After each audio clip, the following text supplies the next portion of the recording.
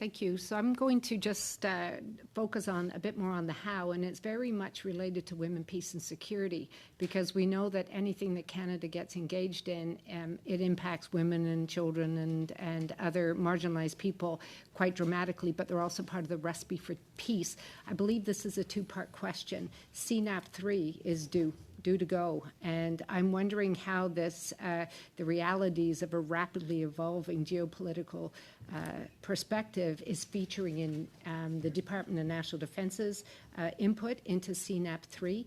And then the second part would probably be directed to Admiral Occhialoni in terms of how are we integrating women, peace and security in our operations across the world in order to continue to project those Canadian values abroad. Thank you.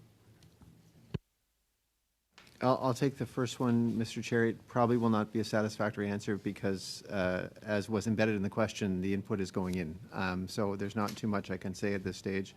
Other than to say, yeah, the world is changing. I don't think it changes our view necessarily on women, peace, security, and the role women play.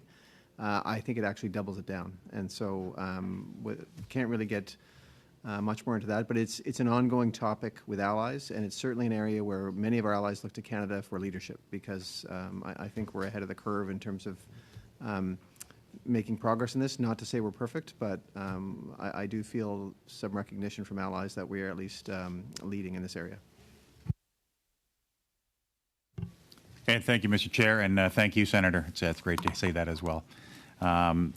As the Chief and the Minister have alluded to, there has been an increased demand in the Canadian Armed Forces throughout the globe. We've seen that the request for Canadian Armed Forces is increased even throughout the pandemic globe internationally, and you're seeing it happen now as a deteriorating global security situation.